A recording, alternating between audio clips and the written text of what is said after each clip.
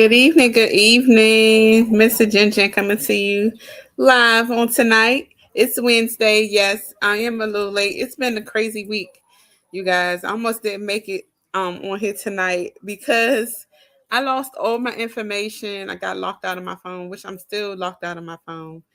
Um, Pray to God that I can Apple said that they can get me back on hopefully by Friday, but that's not necessarily saying too. I don't have anybody's numbers or anything. And they even stopped my incoming calls to come in. So that being said, I'm here.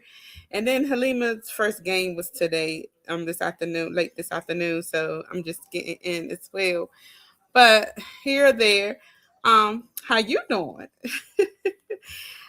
So tonight, as I said on Sunday, I will be excuse me, I'm gonna turn this light up a little bit. Can y'all see me? It was a little dot. Tonight I will be presenting, of course, um it's April Awareness month, and it's different things that okay, there we go. It's different things going on in April that we show awareness to. And so tonight, of course, I did say on Sunday what I will be presenting. And so tonight, I will be presenting National Child Abuse Prevention Month. And it's abbreviation for it. It's CAP month. So it's not cap like these young people are saying cap, no cap and all that, but no, this is a more serious deal, and this is National Child Abuse Prevention Month, which it falls in the month of April. This month is to raise awareness and take action to support families and prevent child abuse before it occurs. The theme for this year is for 2026. This year's theme, excuse me, is focus on pinwheels of possibility. 2026 focus and their theme is for this year for National Child Abuse Prevention Month is pinwheels of possibility. Symbolizing safe, supportive environments for our kids from the ages from 0 to 18 years old. Key activity, I'm sorry, key roles are to include wearing blue. We wear blue. That's the color. It's wearing blue, and planting pinwheels. Remember, it's pinwheels of possibility. Pinwheels, those pinwheels that you could put in your people. Some people put them in their front yard, and so the wind could blow them. So that's the pinwheel. Just 1 second.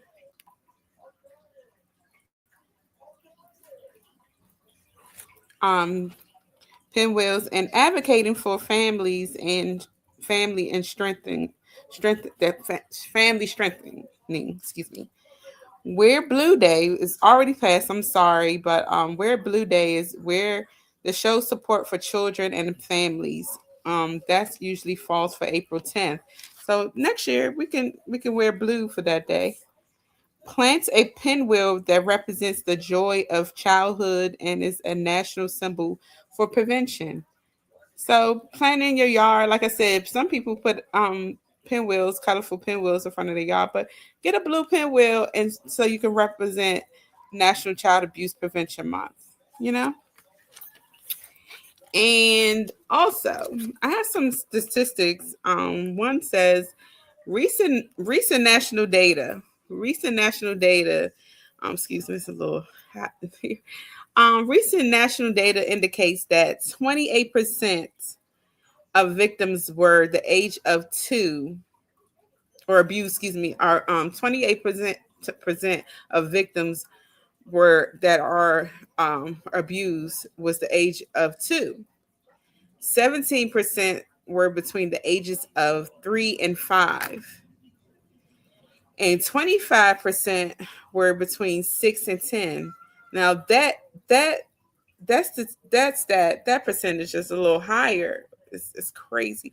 And well, not even 20. Well, take that back. I'm reading over my notes. So 28% of the victims were 2 years age of 2.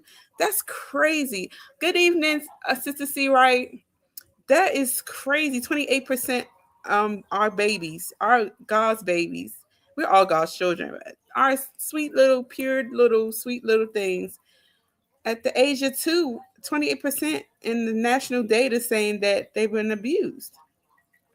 I'm gonna go back, and then they said 17% were between the ages of 3 and 5, and then as they got older, 25% were between 6 and 10. It's crazy.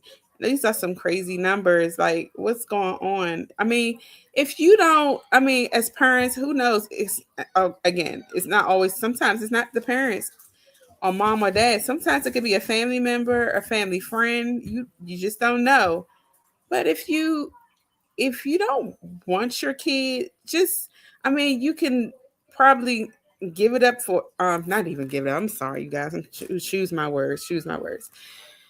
If you're not ready or have the patience for a child, because everybody say always hear the same growing up. Um, if they hear about a child being abused by their mom or whatnot or dad, um, you being a mother is natural, but no, some kids aren't. Some grown-ups aren't naturally, especially women, aren't naturally sometimes not born to be a mom or whatnot. Because again, the abuse comes from, how they say generational curses and stuff like that. But it's generational thing. And maybe that mom's mom didn't raise her, and maybe a grandmother raised her, or no one raised her at all, and she had to grow up on her own. Sometimes, I'm not going to say all women or all men, sometimes they just go by what they know, and it's not, to them it's not natural. So they take it out on their kids. I'm sorry guys if y'all hear the screaming out my windows open. They sometimes take it out on the kids. Sometimes the mother or dad say, "Oh, you remind me of him or her," and all this other crazy stuff. But if you're not ready, I just feel like, I know sometimes you don't want to give your kids up for adoption, or maybe if a family member can to help in a hand, or someone that's not so fortunate to have kids and then wants to just to love on them babies or your baby or whatnot. I just feel like that should be the good route or the positive route to do that, right? But who am I? I'm sorry if I offended anybody. Just when I said about giving up your kid for adoption or anything, but that's kind of like a positive note. But again, sometimes you give up the baby for adoption or put them in foster care, then sometimes that's not a good route either. So again, I just pray on it, but I just couldn't imagine, like, God blessing me with two girls, but I'm just a softie, to be honest. I'm Minister Ginger is a softie. I'm a crybaby, as my friends would say. I'm a crybaby. I cry at any little thing. But I just I just cry about, like, even with my boys, like when they were younger, like when my middle son, like when he used to cry like for the littlest things, I be wanting to just hold him and hug him, and then my husband like, no, let him go, let him cry it out, and this and that. I'm like, no, that's you got to make him tough. And then I had a friend of mine always just say, Jen, you're not so good with boys and stuff like that. But I think I would have been. I think I would have been. I had God bless me with 3 bonus sons, so I think I'm doing a good job at least.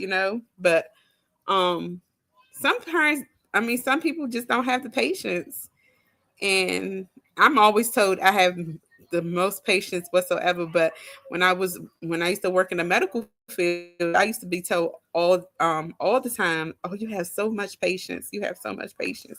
Even with my parents, even with my mom, with her illness or whatnot. And so, but when it's time to get home, I don't have it no more.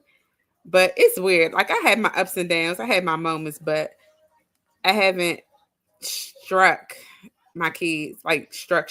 Like I know when I first had, to be honest, when I first had Halima, I wasn't patient. Didn't know I was a new mom. I didn't know what to do, and Halima was just always just she to me. Lord, forgive me. She was bad.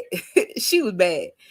And my mom always told me, I took her to the altar because I used to pop her sometimes and everything, but I took her to the altar and asked God for forgiveness and asked God to give me patience with her, you know. And everybody, I mean, like I always still say this: your child is your bad. Like your child. Like if somebody else be like, "Oh, your kid bad," they don't listen. That's your opinion. But that's my child. Like I will deal with that. Like I don't tell you how to raise yours, and you don't have to tell me how to raise mine. But I try my best. I try my hardest. But people say my kids are spoil you, but no, I just love to love on my babies because that's all these kids want. All they want is love and hugs, and I know my blessing do all the time. Blessing will come out the blue. I'm like, can I get a hug? Sure. And so, and me growing up, I got maybe I can remember twice I got hit by once by my dad. He used to have the put your hand out situation. My dad had big hands. And then my mom popped me with a belt before, but after that it was but I always had my mom would say my mouth. I had a mouth. But she's always said she knew she was happy because she didn't want to know what she was having. And she was hoping I was going to be a girl. Her first kid was going to be a girl because she heard that girls were good and boys were bad. But she said, to be honest, growing up and as kids, me and my brother, my little brother, we were good kids. Um, so I just some people, I mean, everybody has their own ways. Because I had some friends, or I had a friend. She used to, I mean, you could hear her from the outside. Like if she had to go in the house and she went up the street with us and she wasn't supposed to, or when her mom came home from work and she didn't see her around. Oh man. And I felt so bad for her. And again, I didn't look at anybody differently. I didn't look at her mom differently because her mom was sweet, like to me anyway. But I always respected her anyway, but I knew she was mean in the inside, but I never showed her no ill will or anything. And a couple of my friends, old friends growing up, parents was like that, but again, I never showed them no ill will. They never, you know, frowned upon me or anything or raised their hand at me or whatever. But again, I feel like it came from their past. Like that's how they were raised, and that's probably how they was taught to get through their through the through to their kids. And again, I took it to the altar. I stopped hitting Halima or whatnot. I mean, sometimes now I'm like, because she thinking getting taller, my height and everything. And so sometimes I'm like, but I don't think I feel like that's not abuse because again, you got physical abuse, you have mental abuse, you have verbal abuse because verbal could turn into mentally, and you got to be careful what you say to your kids because they remember that stuff and they get traumatized, and I don't want them to do that to their kids or to somebody else. So um again, this month is National Child Abuse Prevention. And so those stats kind of got me like, wow. And it said 10% were between 11 and 14. And then 10% also showed, I'm sorry, 10% show 15 and older, the ages of 15 and older. And so on April 14th, which passed, so we could practice this next year. Digital Action Day, which falls on April 14th, a national campaign to encourage organizations and individuals to share resources and advocate to social media. Um, and again, I mean, if you feel like you have to just continue to hit your child and everything like that, try to seek help to find somebody you can talk to as well. I remember my mom used to stand us like me disciplining him at the time when I was, and she's like, it's traumatizing, because my grandpa used to be abusive to all her to her and her siblings, but not to her per se, but my uncle was. She always used to say my uncle got it the worst because my uncle was mischievous or getting to everything and trying my granddaddy and everything. But again, when I was born, my granddaddy didn't hit me or whatnot. But I do remember like some of the things he used to do and stuff. But again, that's mental, and you remember the verbal.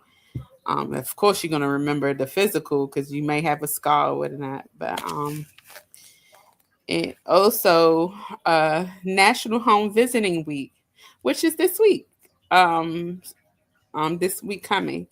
Is April 20th through the 24th. It highlights the importance of home visiting programs that support parents. Again, see, when I was saying get someone that find a support system, someone maybe at school you can talk to get you help on who can a counselor or whatnot, so you will not abuse your child or whatnot.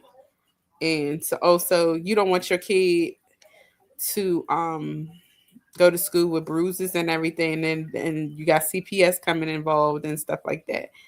Because I always say, because my kids play rough, so I always say to Halima, like, you can't believe so rough with Blessing because you put a bruise on her or whatnot, or the vice versa. They gonna call the people on me, and I don't want no CPS involved with me or nothing like that. Um, it's not pretty. So find different techniques, trying to find a support system someone you could talk to, so you won't have to do that. So we could prevent child abuse.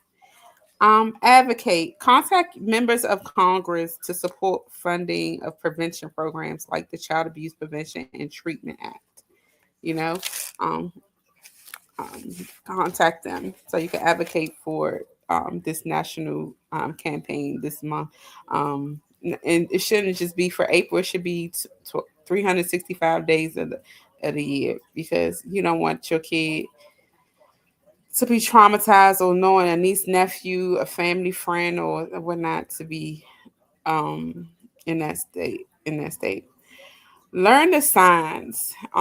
Educate yourself on the signs of child abuse and how to report it. Because if you feel as though someone's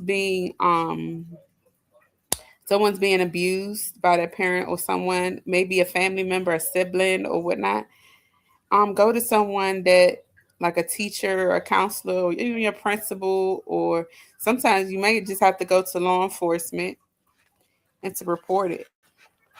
Because back in the day, you know, CPS wasn't always called 911. It wasn't so many laws and everything. Because if you get beat by your parent, that's y'all business. That's family business. Nothing you can supposed to say nothing that goes out this side of this house. That's what I always used to hear. Like, I can't tell because my mom and dad said everything got to stay home, like that old saying and everything. And so it wasn't that as strong how many laws there is now for kids being abused. And then I remember my babysitter used to have the switch. She used to have carry a switch. Like, we going to school, she walking us to school or from school, she already have a switch. It was one bad kid was actually was her nephew. God rest his soul. It was her nephew, and she used to have his switch ready for him because she know he gonna cut up on the way from school to her house. Um, while we walking home. um, Participate in campaigns, engage in events organized by groups like Prevent Child Abuse of America. Excuse me. Um, Resources. I have a website you can try if you do know someone that is being abused, if a child is being abused or whatnot.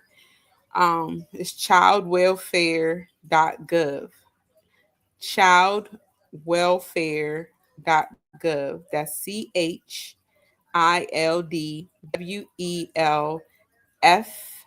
CHILDWELFARE.gov. It's a website that provides a 2024 through 2025 prevention resource guide. And also another resource is prevent child awareness abuse. America offers materials for action. Um, Lastly, I do have another resource. The last resource I have is the National Criminal Justice Training Center provides training and resources, so they can teach you what to look for if a child is being abused or whatnot, and how you can report it and stuff, and give you more resources than what I gave you tonight. And also, lastly, I did research also. I don't know if you guys ever heard of, because I didn't ever never heard of this law, but it's called the Aaron Law. It's named after Aaron Marin. Excuse me if I pronounced your name wrong. Aaron Marin. First name is spelled Erin. Last name is spelled Merryn. So Marion. So it might be Aaron Marion. Because it's Mary and then N. But sorry if I pronounced it wrong.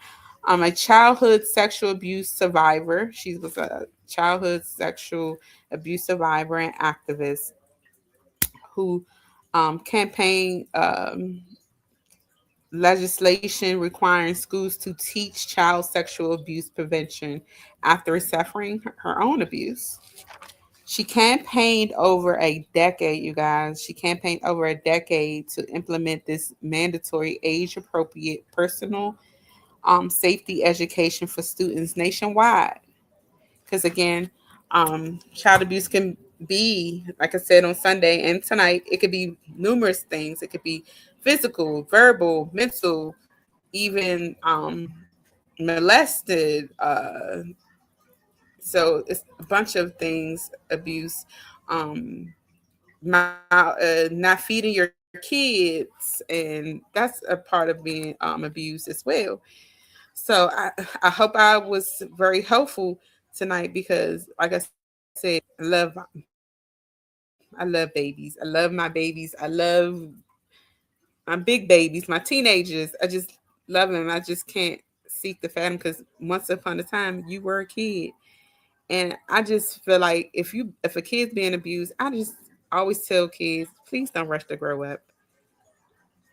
Everything gonna be there when you dead and gone, or you in the house. You ain't gonna miss nothing. You ain't gonna miss nothing.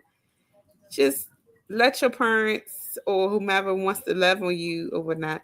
And then you have some kids that just want love, and then you just got parents that just don't know how to. Again,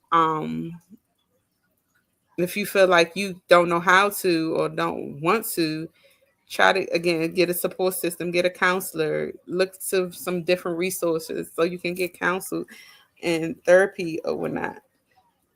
Um, because I always say, you just want a hug. They just want a hug. They like hugs. Like, I'm a hugger. So again, I'm always been a hugger. Um, it just warms you, because some people just need a hug. And them kids love hugs, and then they just look at you, just bright up. Sometimes they don't even know you. Like it was when me, just what's that?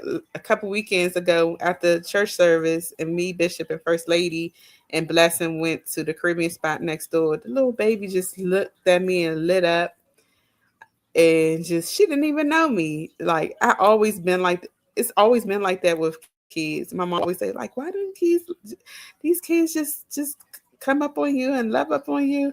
I said, I don't know what it is. Like they just smile, and they always like want to go with me. Like it came to the point before me and my husband even got married, my mother-in-law used to watch kids, and it was this little boy, and my husband used to get jealous because he was like, hey, DJ was like maybe 6 years old at the time, and and his my name is Jennifer, yes, and everyone calls me Jen or Jenny or Jen, but he always used to, because he couldn't pronounce my name, so he'll call me Jennifer, Jennifer, my Jennifer.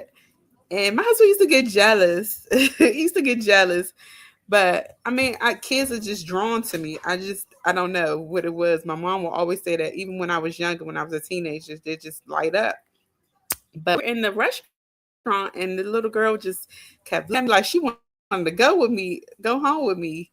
But I just love the babies, and I just feel like I don't know how. Well, I know how parents can. They probably feel overwhelmed. Life is life, and they don't have enough patience or the resources or support. And I just tonight I gave you some tips. If you do need support, you can go to a counselor. You can go to your church or contact the school even to see if there's any right resources that can help you to give. And the counseling will help you with your patients. So um, I know I still to this day I work on it because I'm older now and I have a teenager and I have a 5-year old. I love them to death. I love them. I love them so dearly. And I thank God for them every day. Like, even when I'm out and about, it's like, oh, that's all I think of sometimes. Oh, well, I wonder what they doing. Even though sometimes mama need a break. But um I'm like that how my mom taught me, how my mom I was with my mommy and my daddy. So I'm very close to my mom and daddy. And so I just wanted to come tonight to present National Child Abuse Prevention Month. And I hope I was helpful to you tonight. And again, I do apologize for being a little late. Because again, I'm still locked out of my phone, so I don't have no contacts and everything. And then this week is spring break, so it kind of worked out because I had Blessing has all my attention. I said, God knows what he doing. God knows what he's doing. So I have like we rode the train. It's just like a little stuff she been helping me with. Like we washed the car today. Like she said this was the best day ever. Like every day since spring break started Monday, she's like, this is the best day ever. Like running errands with mommy. So and helping me because Blessing's such a helper. Um so I wanted to present this tonight. So I hope I was helpful, and I'll see y'all on Sunday. And I love y'all, and have enjoy the rest of y'all week. Mwah.